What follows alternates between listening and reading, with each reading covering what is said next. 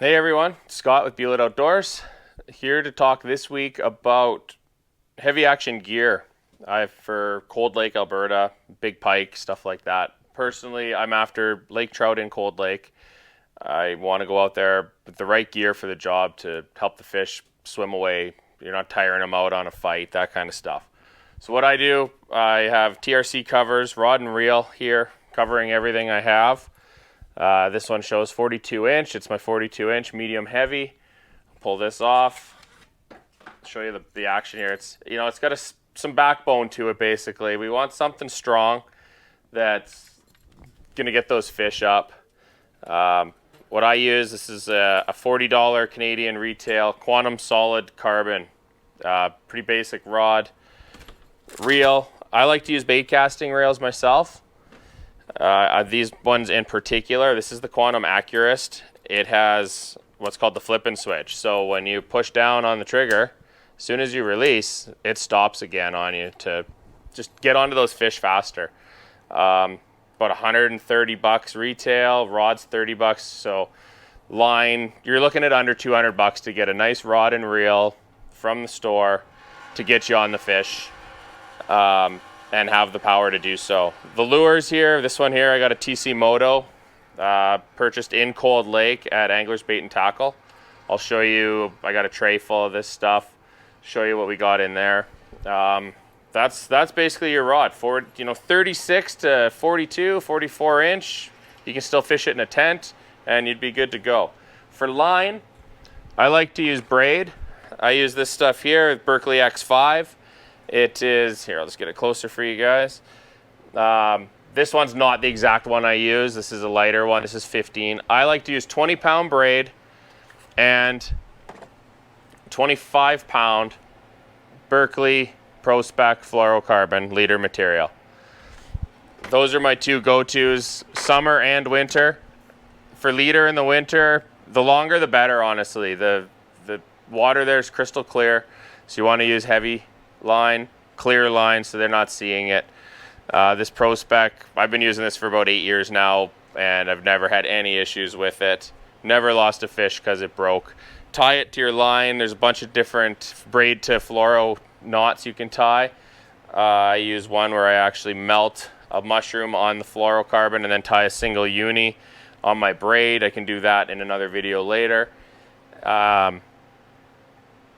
It's good for sliding through your guides. You could just tie a double uni knot. You could tie an Albright knot. You could tie a surgeon's knot, double surgeon's knot, all sorts of stuff. Whatever your knot of choice is.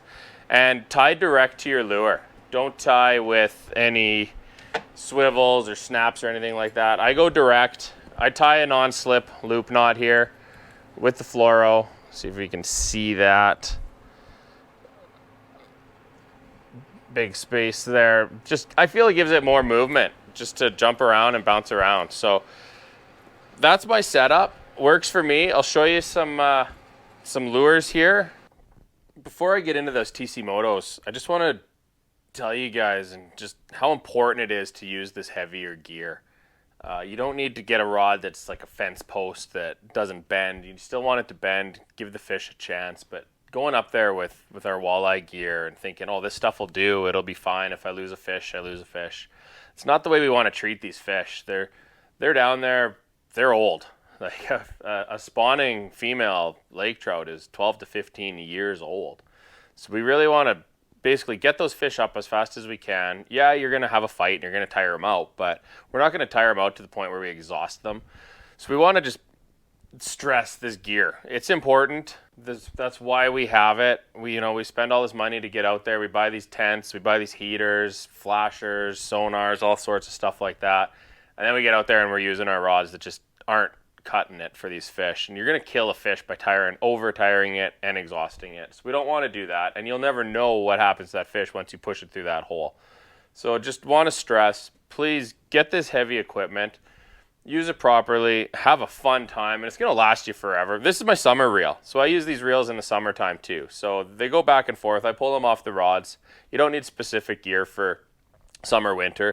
Just wanted, like I said, stress the importance of get the heavy gear, please. Fight these fish properly. get your quick pictures, measurements. If you want to get a weight, and get them back in that hole as fast as you can.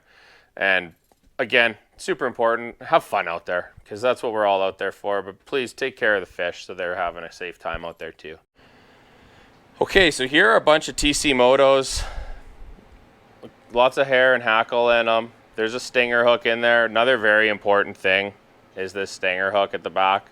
They seem to light bite a lot in the wintertime, and I feel that that's one of the most important things. No matter what you do, put a stinger on there.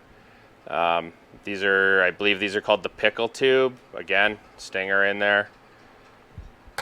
Sure, you can tell by looking at this tray, chartreuse is my favorite color.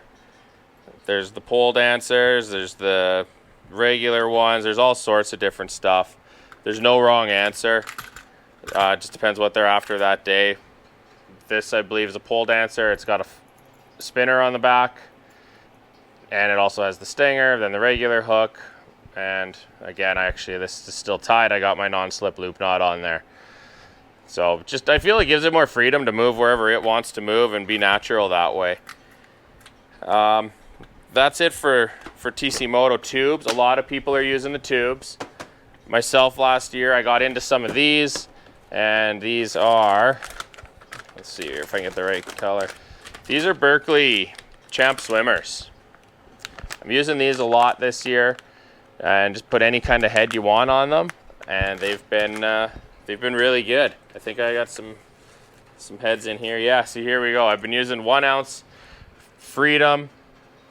What are these? I don't even know. Hydra hooks. They've been great. The only thing is, I fished these last weekend. I didn't have a stinger on them, and with the Champ Swimmers, and I feel I lost a lot of fish because of it. I would get lots of bites. I even came some up. They had no tails on them. They bit the tail right off, so I've added stingers to those. Again, just with the same fluorocarbon and just a number 4 treble hook. And that's what we like to do at Cold Lake, basically. Tube jigs or swim baits. You can use spoons. You can, like I've done lots with a Northern King flutter spoon, a mag size. I've used those when it slows down, if it's sunny out, just to get that flash. Lots of flutter in them, so they drop down to the bottom nice. And that's Cold Lake in a heartbeat, basically, if they're active. Tube jigs, swim baits, spoons. If they slow down, just a hook on the bottom with some lure on, with some bait on it.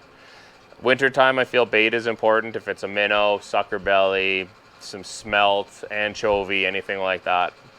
They do like the smell. They do come to it. Here's a look at one of those swim baits. There's the tail on it. And it just flutters around so freely that when you're reeling up, I feel it's got a lot of back and forth motion. This one I used in the summertime, and this hook's just beat right up. It's all ripped apart where the hook was, and it's all just torn. It did a great job.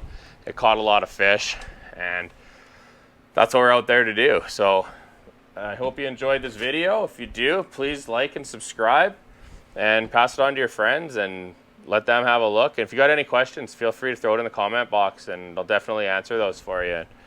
Hope that answers some questions for you out there, and good luck.